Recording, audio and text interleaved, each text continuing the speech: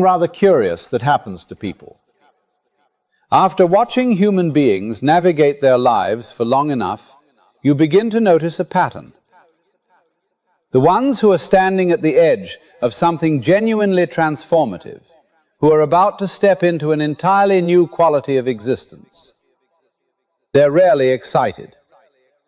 In fact, they usually feel confused, disconnected, restless, as if something that once gave their life meaning had quietly stopped working. Now, most people assume these feelings mean something has gone wrong. But what if they mean something very different? What if before you enter a completely new chapter of being, the psyche sends signals, not just one or two, but a whole pattern of signs that appears again and again across different lives, different ages, different circumstances? The trouble is, almost nobody recognizes them when they arrive. People mistake them for failure, for burnout, for depression, for what we've labeled a midlife crisis. And because they misunderstand what's happening, they run back to the very life they were meant to outgrow. So here's the question. What if the confusion you're feeling right now isn't a sign that you're lost? What if the emptiness, the restlessness, the strange sense that your old life no longer fits you, are actually signs that something in you is trying to wake up? Because the best chapter of a person's life rarely begins when everything is working.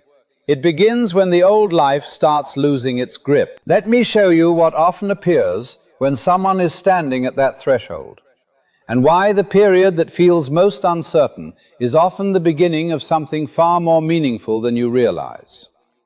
If you recognize yourself in these signs, what you're experiencing may not be a breakdown at all. It may be the beginning of the chapter you were always meant to live. The life you built wasn't really yours. Most people believe that a crisis begins when something goes wrong, a loss, a betrayal, a failure that cannot be hidden. But here's what's far more unsettling. Sometimes people arrive at a point of devastation not because their lives have fallen apart, but because their lives have gone exactly according to plan. The career was built, the family was formed, the achievements were real. And yet beneath all of it, something feels borrowed, inherited, like wearing a coat that was tailored for someone else's body. You've worn it long enough that you forgot it was never cut for you. But the body remembers. The body always remembers. The mask we build, this role we construct to be accepted, to be loved, to be safe inside the structures we were born into, this is what we might call the persona. And here's the thing. The person you've been presenting to the world, the responsible one, the capable one, the one who has it together, may not be you at all. It may be the most sophisticated survival mechanism your psyche ever built. You didn't just inherit your mother's expectations or your father's ambitions. You inherited entire patterns of being, cultural scripts that run so deep most people never question whether they wrote them. The successful professional, the good partner, the person who doesn't complain, the person who pushes through. These aren't personal instructions. They're inherited ways of being that were already ancient before you were born. And the trouble with living inside a pattern you never consciously chose is this. You can succeed completely at being it and still feel like you're disappearing. Take someone like Elena, a brilliant lawyer, a caring mother, successful by every available measure. And standing before her mirror at 41, she felt less authentic than at any other time in her life. Not because she'd failed at the script, because she'd mastered it. She'd given the best performance of her life, and now she could no longer find herself behind it. This isn't a crisis. This is the beginning of individuation. The moment the soul decides it will no longer live inside a story written by someone else. The moment the real person, the one buried under decades of performance, begins to push toward the surface. It doesn't feel like awakening at first. It feels like something's wrong with you. Nothing is wrong with you. You've simply outgrown the coat. When everything stops making sense. Now there's an old alchemical understanding about transformation. Before base material can become gold, it has to decompose completely. The structure has to dissolve. The original form has to be surrendered, and that dissolution looks from every angle like pure loss. There is no coming to consciousness without pain. This isn't poetry, it's mechanism. The pain you're experiencing isn't a signal that something's going wrong. It's the signal that something's going right, something your ego doesn't want. Something your ego will fight with everything it has. Here's the distinction that changes everything. The ego doesn't want transformation. The ego wants improvement. It wants to become a better version of itself while remaining fundamentally the same. It wants to add new capabilities, new relationships, new achievements to its existing structure without ever questioning whether that structure needs to come down entirely. Every self-help book, every productivity system, every three-step program promising rapid transformation, they all speak to the ego. They promise that you can get to the other side without going through the middle, that you can have the new chapter without allowing the old one to actually end. But this is the ego's desperate attempt to avoid the one thing that could actually transform it: dissolution. Think about what happens in nature during winter. Everything above ground goes dormant. The landscape looks barren, lifeless. If you didn't understand seasons, you'd assume the earth was finished producing anything. But underneath that frozen surface, the soil is restructuring itself. Root systems are deepening in ways they never could during the busy growing season. The apparent death is the condition for the next period of growth. Elena spent 6 months trying to fix what she was feeling. Every solution worked briefly. None of them touched the actual thing. She described it later this way: it felt like she was rearranging furniture in a house that needed to be rebuilt from the foundation. She was right, and the moment she stopped trying to rearrange the furniture was the moment everything finally began. The 4 signs you're already crossing over. There are specific markers, things that appear consistently in people who are approaching a major life transformation. These markers are almost always misread by the people experiencing them. They look like symptoms of something going wrong. They're actually signs of something going right. The first is a hollowing out of things that used to carry meaning. You wake up and the life you've built, the one that met all the criteria, feels like a theater set for a production that already closed. You go through the motions because you don't know what else to do. The emotional current that used to run through your routines, your goals, your relationships, has thinned to almost nothing. People around you don't notice because you're still performing. But inside, you feel as though you're watching your own life from a slight distance, through glass, and what you see no longer makes sense to you. This is the psyche withdrawing its energy from structures that have completed their function. Think of the way sap retreats from branches in autumn. The branches don't break, they just go quiet. And the energy that used to flow through them begins pooling somewhere deeper, preparing to fuel something you cannot yet see or name. The second marker is an uprising from places you thought were settled. You start dreaming vividly, dreams that feel significant even when they resist explanation. Memories surface that you haven't thought about in decades. Emotions arrive with no apparent cause. You cry without knowing why. You feel waves of anger that don't connect to anything happening in your present life. Old wounds you believed you'd healed begin aching again, as though they'd only been sleeping. This is the unconscious making its move. When the ego's grip on consciousness loosens, when the old identity starts losing its authority, everything that was compressed underneath that identity begins rising. Every feeling you set aside because you didn't have time for it, every part of yourself you rejected in order to fit into the life you were building, all of it starts coming up. And the pressure behind it is enormous because it's been held down for years, sometimes for decades. The third marker is an intense, almost physical need for solitude that no one in your life understands. You cancel plans. You need more time alone, than you ever have. Social situations that used to feel natural begin to feel like they're taking something essential from you. You're not depressed exactly. You just can't be around other people without sensing that something important is leaking out of you. Like every interaction requires you to perform a version of yourself that's becoming impossible to sustain. This is the psyche conserving its resources. Transformation requires enormous internal energy, and the psyche begins redirecting that energy away from external engagement and toward the interior work that's underway. Your need for solitude in this period is as legitimate as the body's need for stillness during illness. Something inside you is being rebuilt, and the rebuilding requires the energy you've been giving away to everything and everyone else. The fourth marker is the one that frightens people most, and it's the one most commonly misdiagnosed.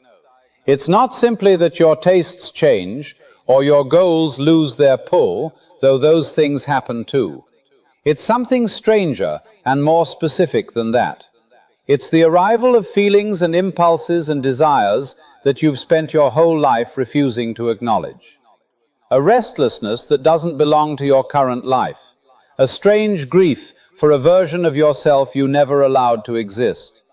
An inexplicable envy, not of what other people have, but of how freely some people seem to be living. What you're encountering here is the shadow. The parts of the self that were rejected or suppressed, not because they were evil, but because they didn't fit into the persona you were building. The creative impulse you set aside because it wasn't practical. The need for freedom you buried because responsibility demanded otherwise. The authentic emotional life you flattened because it made other people uncomfortable. One doesn't become enlightened by imagining figures of light, but by making the darkness conscious. The darkness that's arriving isn't your enemy. It's the part of you that's been waiting the longest, the unlived self knocking from the inside. Not to destroy what you've built, but to demand that you finally let it exist. If you're sitting with 2 or 3 of these markers right now, you're not broken, you're not falling apart, you're standing at the threshold. And what happens next depends entirely on whether you can resist the pull to retreat back to the familiar before the new thing has a chance to form. The gap between 2 breaths. This is where most people lose the transformation that's trying to happen. Not during the hollowing out or the rising of old pain, but in the silence that comes after, when the old structure is gone or going and the new one hasn't yet arrived. When there's nothing left to hold on to and nothing visible to move toward. This is a kind of psychological freefall, and that's exactly what it feels like. The goals that once organized your days have dissolved. The identity you used to navigate the world has lost its coherence. The story you told about who you are and why your life matters has stopped making sense. And you're left in a void that the ego experiences as the most threatening thing it's ever encountered. Because the ego survives through structure, through knowing, through having a plan, a role, a reason. When all of that is stripped away, the ego goes into primal panic. This isn't a metaphor. The human brain is wired for loss aversion. The fear of losing what we have is neurologically twice as powerful as the anticipation of gaining something equivalent. The brain registers this kind of identity dissolution the same way it registers physical danger, and it responds accordingly with every survival mechanism it's ever developed. This is the moment when people call the former partner, take the job they know will make them miserable, rebuild the persona they'd finally started shedding, make peace with the life that was slowly suffocating them, because at least that life has a shape they recognize. You see this happen constantly. Someone standing at the very edge of genuine change, the old life crumbling, the new self stirring underneath. And then they panic. They grab onto the wreckage of what's falling apart and try to reassemble it. And they succeed, sort of. The relationship returns to shaky ground. The career continues with renewed but hollow determination. And from the outside it looks like recovery, like they'd weathered the storm. But what they're carrying now is the pain of the unlived life, the particular weight of a person who came to the edge of becoming something genuine and turned back, not because they lacked strength, but because they couldn't tolerate not knowing for long enough. There's an image that helps me understand this threshold. Think about the space between two breaths. After you exhale completely and before you inhale again, there's a moment of absolute suspension. Nothing moving, nothing happening. From the inside, it can feel like panic if you're paying attention to it, like the air might never return. But that pause isn't emptiness. It's the moment the body reorganizes itself to receive the next breath. The stillness isn't the absence of life, it's the condition for life's continuation. The gap between your old chapter and your new one works the same way. The void that feels like nothing is actually where the new self is taking shape. The emptiness isn't the absence of meaning, it's the space where meaning that is actually yours, meaning not inherited or performed or borrowed from anyone else's idea of what your life should look like, is quietly gathering the strength to emerge. Elena reached this gap 3 separate times over the course of a year and a half. 3 times she picked up the phone to call her old managing partner and ask for her position back. 3 times something stopped her. Not wisdom exactly. She described it as a physical sensation, a tightness in her chest that came when her hand touched the phone, as though her body knew something her mind was still arguing about. She didn't call. She stayed in the gap. And what came through wasn't what she expected. What the darkness is actually doing to you. People are taught to endure the darkness, to survive it, to white-knuckle through it until the light returns. But what if we had a completely different relationship with it? What if we didn't just want to endure the darkness, but to see what's alive inside it? Because the darkness, the real psychological darkness of the threshold period, isn't inert. It isn't an absence. It's the most active, most purposeful space a human being can inhabit. And what it's doing, if you let it, is something the light never could. The alchemists described 3 stages in transformation. The first was the nigredo, the blackening and dissolution. The second was the albedo, the whitening, the stage where light begins to penetrate the darkness, where what was dissolved starts to become visible in ways it never was before. The third was the rubedo, the reddening, the final integration into gold. Most people in the threshold period are living in the nigredo and waiting for the rubedo. They're enduring the dissolution and waiting for the gold. But they're skipping the stage that makes the gold possible. Until you make the unconscious conscious, it will direct your life and you will call it fate. Think about what that means in practice. The thing you've been calling love might be the fear of being abandoned. The thing you've been calling responsibility might be a lifelong compulsion to make yourself necessary so that you can't be rejected. The thing you've been calling strength might be an inability to ask for help that began as a survival strategy before you were old enough to drive a car. None of these realizations are failures. They're the albedo, the light penetrating the dissolution. And this seeing, this uncomfortable, honest, unflinching seeing, is the step that most people skip, and the reason most people never fully reach the other side. The shadow doesn't become dangerous when it's seen. It becomes dangerous when it's denied. When the parts of you that were rejected, suppressed, or locked away operate invisibly, they function as the hidden architecture of your entire life.